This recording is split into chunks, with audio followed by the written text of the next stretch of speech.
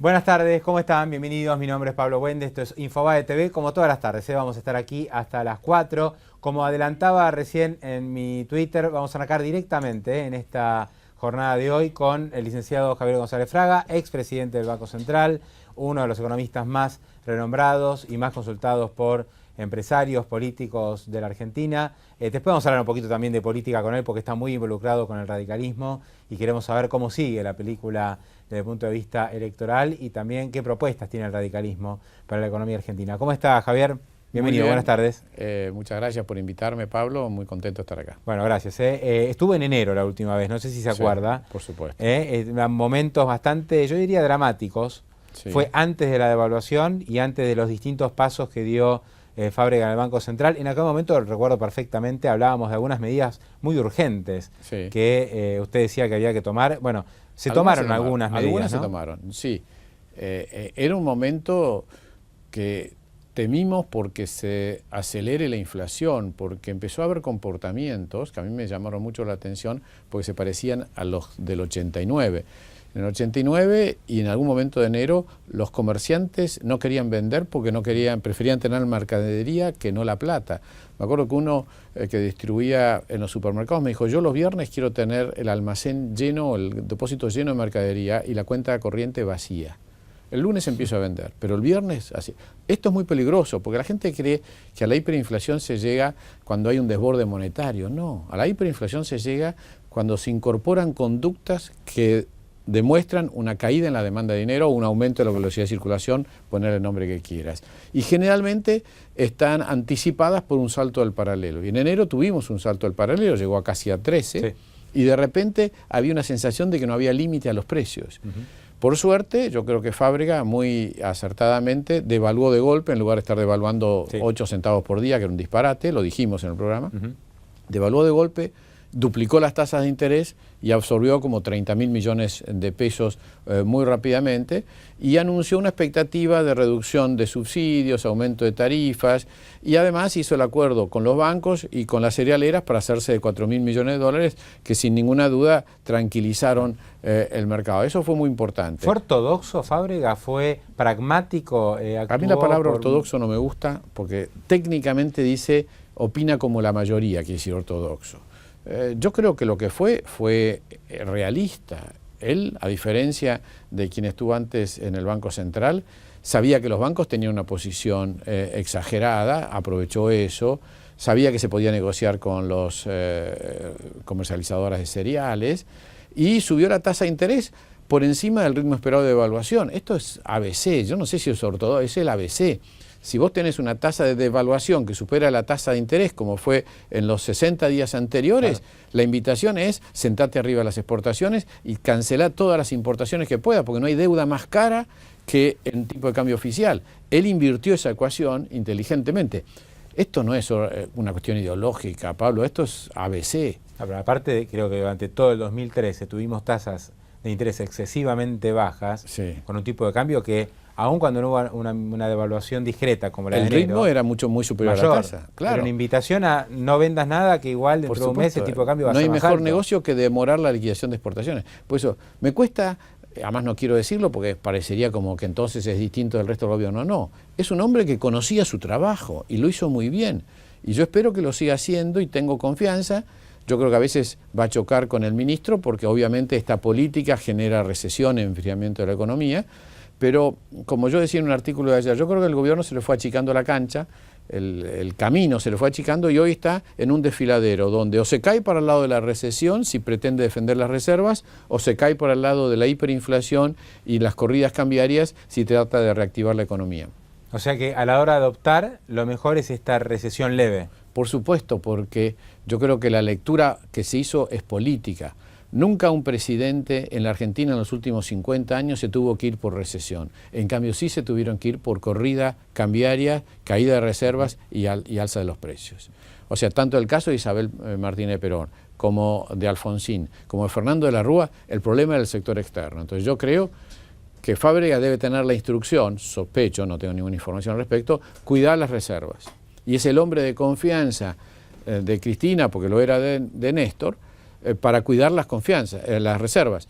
Y esto lo sabe hacer porque tiene 30 años de mercado.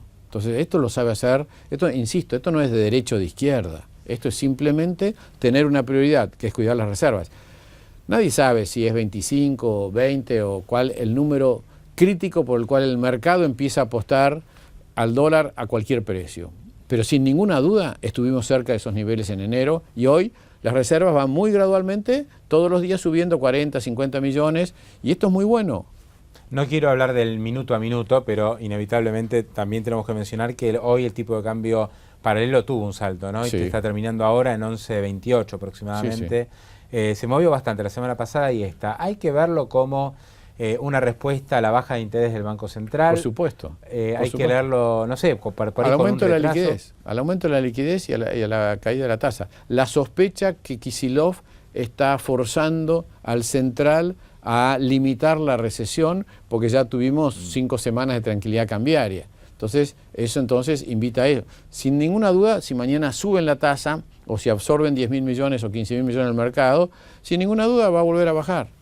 O sea que esto es un juego tasa-dólar, evidentemente. Tasa-dólar, ¿no? porque es un equilibrio, te insisto, Pablo, muy delicado, donde es muy difícil estar en el medio con una economía, o sea, es muy difícil esta inflación. Yo creo que o caemos del lado de una inflación que se acelera de la mano de una especulación cambiaria que lo va a llevar a una devaluación más tarde o más temprano, o caemos de la mano del tema de la recesión. Yo planteo, en el artículo de ayer, un tercer camino, que es aceptar la caída del consumo, porque a mi gusto era como inevitable a esta altura, pero compensarla con un aumento de la inversión, que es otro elemento de la demanda. Por supuesto que es menos importante, pero si la inversión, que ahora sabemos que está por debajo del 20%, muy por debajo del 20%, con las estadísticas nuevas, no es como nos hacían creer que estaba en el 24 o 25, está en el 18. Entonces yo creo que ahí hay, tomando 3 o 4 medidas, de las cuales una de las más importantes la hablamos en enero, que sería la liberación del mercado cambiario para los flujos financieros y turísticos, fundamentalmente para los financieros. O sea, que vale la brasilera que quiere invertir, que está pidiendo lo mismo que Chevron, que le digan que sí. Pero no entra por el contado con liquidación ahora de manera mucho más fluida y está bastante más parejo todo. Muchos se animan a entrar y muchos no se animan a entrar. Y cuando tenés que hacer 6.000 millones de dólares... Claro, es más complicado. No podés hacer. No hay activos suficientes. Claro, tendrías que comprarte una parte importante de la emisión dando vuelta y obviamente no lo hacen porque es un absurdo tener que dejar comisiones en eso y estar en el límite de la legalidad para hacerlo. Muchas empresas... Vuelvo al tema de enero que parecía, en ese momento parecía directamente ciencia ficción.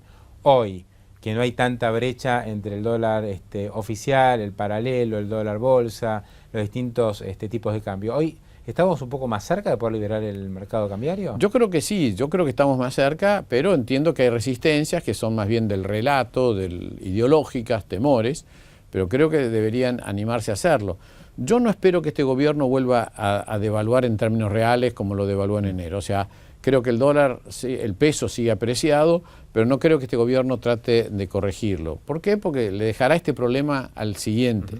Pero sí creo que puede solucionar su camino de acá a diciembre de 2015 yendo a los mercados internacionales, haciendo las cosas que tiene que hacer. Muchas de ellas están haciéndolas, negociando con el fondo, el artículo 4, el tema de las estadísticas de precios, para destrabar el desembolso de los fondos del Banco Mundial y del BID, y también avanzar con una reestructuración con el Club de París, que quizás, depende de las buenas relaciones de Cristina con algunos presidentes europeos, genere alguna asistencia puntual. Además de eso está YPF. O sea, todo esto ayudaría a que ingresen dólares que hasta ahora no los teníamos en cuenta. Exacto, que ingresen dólares por lo menos los que hay que pagar, porque hay que pagar una cantidad de cuotas en el Banco Mundial, por lo menos tener los desembolsos para pagar eso. Que ingresen también algunos dólares, ya sea por el lado de YPF, que tiene necesidad de inversión, por el lado de algunas otras inversiones o algún financiamiento especial que consiga. Yo no veo a corto plazo la posibilidad de ir a los mercados porque está la espada de Damocles, que significa los holdouts, ¿no es cierto? Los holdouts es de resolución incierta. Yo creo que a la larga se va a resolver, pero no estoy seguro que esto se resuelva a corto plazo. Pero en el mientras tanto, para asegurarse que más allá de la cosecha siga habiendo una oferta de dólares, tendrían que animarse a tomar estas medidas. Y una vez que estén en el 2015, yo creo que la cercanía con el cambio de gobierno y la expectativa de que se van a destrabar las exportaciones y se van a destrabar gran parte de estos cepos va a generar un ingreso de dólares Por eso no soy muy pesimista para el 2015, creo que ahí sí va a haber un auge de la inversión. Hoy justamente, perdón, ¿no? Sí.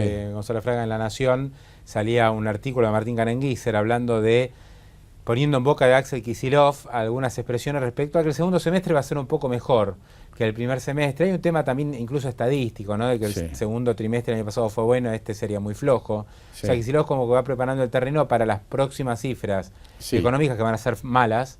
Y dice, bueno, pero no se preocupa porque el segundo semestre puede ser un poco mejor. Y usted ya me está diciendo 2015 va a ser francamente mejor de lo que hay hoy, lo que no significa una maravilla, pero... Por los malos motivos políticos para ellos, o sea, porque se van. O sea, curiosamente... Claro, como se van, va a ser mejor. Como se van, o sea, yo estuve en Estados Unidos hace algunas semanas y charlando con inversores que están ansiosos por invertir, te decían lo siguiente: yo quiero prestarle a Cristina porque no le tengo que ir a cobrar a Cristina. Claro.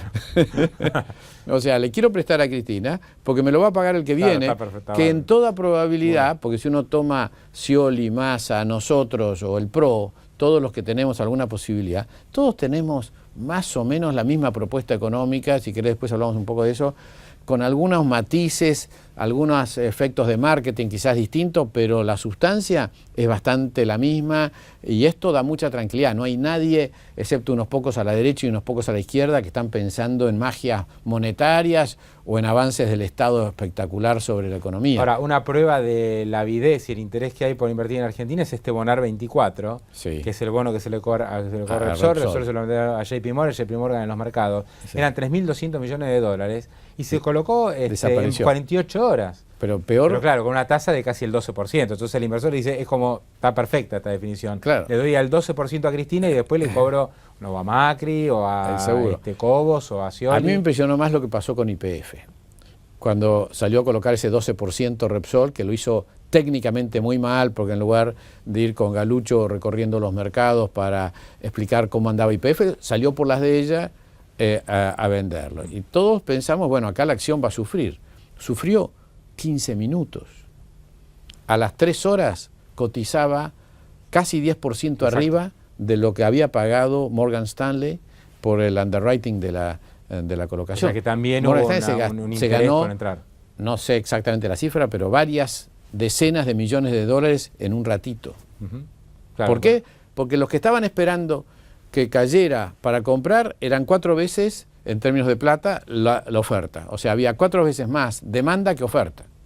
Y esto creo que habla de las posibilidades de Argentina. Por eso yo creo, vuelvo un poquito a la cuestión política, que para el 2016 en adelante vamos a tener que ponernos de acuerdo, porque yo creo que va a haber un gobierno de consenso, en cómo separar una parte de los dólares que estén llegando para no financiar otra fiesta de consumo y sí financiar un proceso de inversión en infraestructura, educación, ferrocarriles, lo que hay que hacer para mejorar la productividad, que no se la gaste el que esté en una fiesta de consumo, atrasando el tipo de cambio, abaratando los plasmas, los autos importados o los viajes a Europa o a Brasil, porque eso no sirve, eso se te va entre los dedos, que es lo que hemos hecho en los últimos 10 años. Usted está trabajando con el radicalismo muy Por estrechamente, supuesto. el radicalismo está junto con el Frente Amplio UNEN, Exacto, ¿no? sí. En lo que va a ser una interna muy interesante. El viernes 9, te contaba antes en off, el viernes 9 de mayo, el viernes pasado o el anterior, tuvimos un encuentro donde hubo más de 300 economistas radicales, economistas o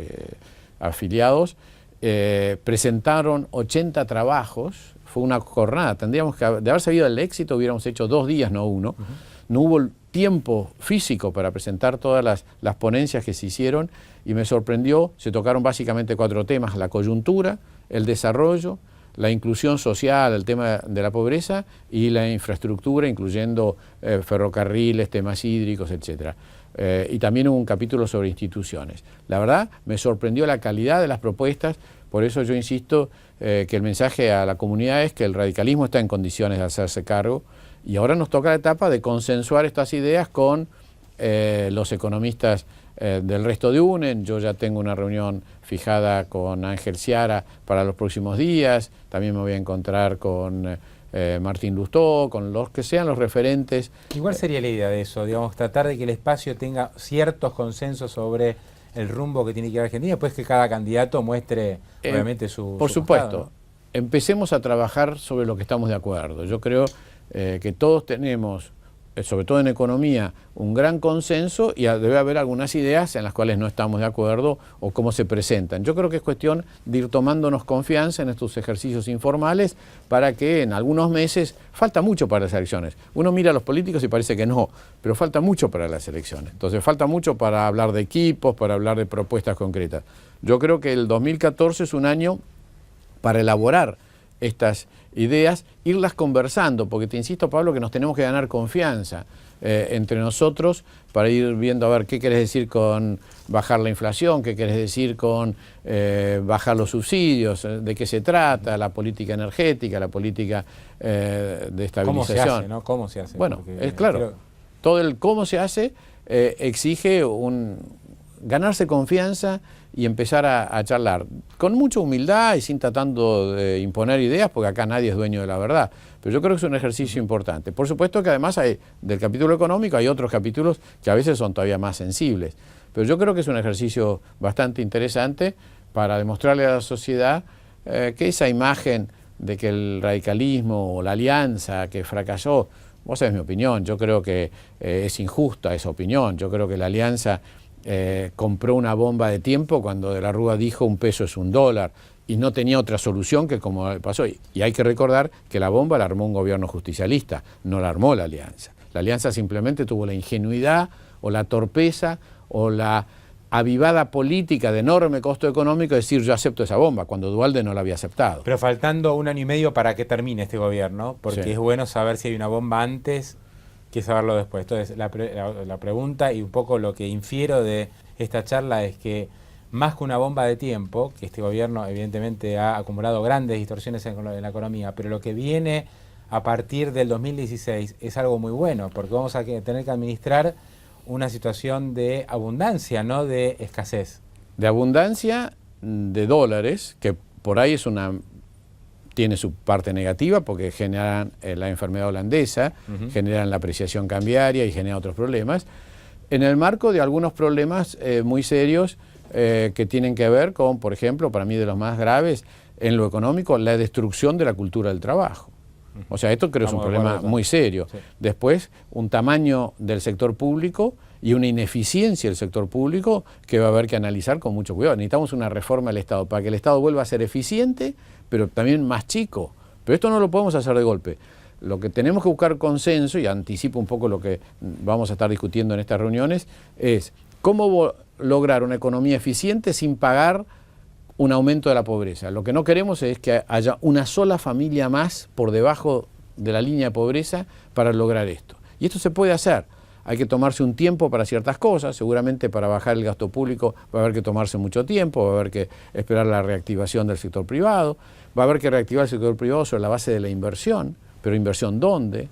¿Con qué ventajas? Pero hablar de baja de gasto público lleva a que rápidamente lo tilden de neoliberal, de las políticas de los 90, hay que poner un número a eso, a ver, porque si el gasto público nacional pasó en la década de Kirchner de 17 a 34, cuando ya 25 se consideraba excesivo. El porcentaje del producto. El porcentaje del producto. Cuando 25 se consideraba excesivo, digamos, hay mucho para recortar en ese 34. Por empezar, hay 3 o 4 puntos de subsidios que recibe la mitad más rica del país.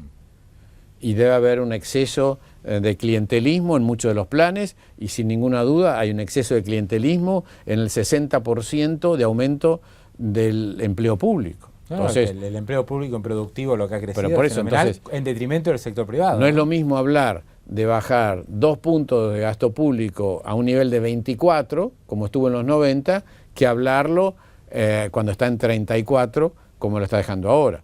O por lo menos, yo es un debate que pienso dar, por lo menos si tenés 34, que encima del 34 no tengas vos y yo que estar pagando colegios privados, salud privada y en muchos casos policía privada. Porque si tenemos un Estado tan caro que lleva la presión tributaria al nivel que lo ha llevado, por lo menos tengamos colegios confiables, salud pública confiable, colegio público confiable y seguridad pública confiable. González Fraga, ahora para ir cerrando, yo hoy entrevisté a Eduardo Duhalde, a quien él supuestamente firmó los carteles Scioli y Massa juntos. Él dice que no, que esto es una maniobra de la CIDE, pero que él está de acuerdo con que Massa y Scioli vayan juntos. Sí. Habla del peronismo, como que el peronismo también necesita hacer algo similar a lo que ha hecho el Frente Amplio UNEN. Y también él habla de consensos, Sí. ¿no? De llegar al próximo gobierno con consensos, con una idea, digamos, abarcativa, en donde prácticamente todos los candidatos comparten por lo menos los principales lineamientos. ¿Cómo se llega a ese consenso? Pues yo creo que efectivamente cuando uno entrevista a distintos candidatos y a digamos, economistas y expertos que están con estos candidatos, todos van en una misma dirección. Sí. ¿En qué momento hay que llegar a ese acuerdo? ¿Antes de la elección? ¿En la segunda vuelta?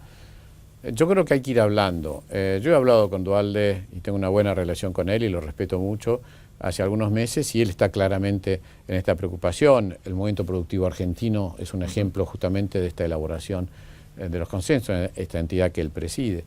O sea que estamos todos pensando en eso, creo que es muy importante avanzar en los consensos. No obstante, yo creo que vamos a una elección donde va a ser peronismo y la alternativa. No quiero decir ni antiperonismo ni no peronismo, creo que va a haber claramente una alternativa. Y estoy muy de acuerdo con Lilita Carrió cuando Lilita dice las próximas elecciones no son para definir si más a la izquierda o más a la derecha, sino para decidir si estás a favor de defender gobiernos mafiosos o valores republicanos.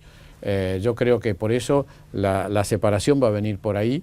Yo creo que el espacio en el cual yo milito, esto del CONADEP de la corrupción, no entro en los detalles, yo creo que es ciertamente un problema de la justicia y no del Ejecutivo, todo esto estoy de acuerdo, pero demostrar que uno tiene una vocación y una decisión política de no transar con la corrupción, cero impunidad, cero clientelismo, e ir a fondo y exigirle a la justicia que vaya a fondo con los casos de corrupción, es lo que nos distingue claramente, y esa va a ser la línea que va a separar, yo creo, a los dos grupos que se van a estar enfrentando en la segunda vuelta en el que viene. Con su estilo campechano lo planteó Pepe Mujica, ¿no? Que estuvo en Estados Unidos la semana pasada, y él se presentó ante un grupo de empresarios y dijo: en Uruguay no conviamos a los empresarios. Sí, a mí creo que fue una gran divisoria de aguas, ¿no? Diciendo, bueno, de este lado estamos los países que tratamos de hacer las cosas transparentes, y del otro lado están los otros países, ¿no? Me hubiera gustado estar en esa conversación para preguntarle al presidente Mujica, a quien admiro, de que si eso es cierto, ¿por qué ayudan a esconder la plata de la corrupción de la Argentina?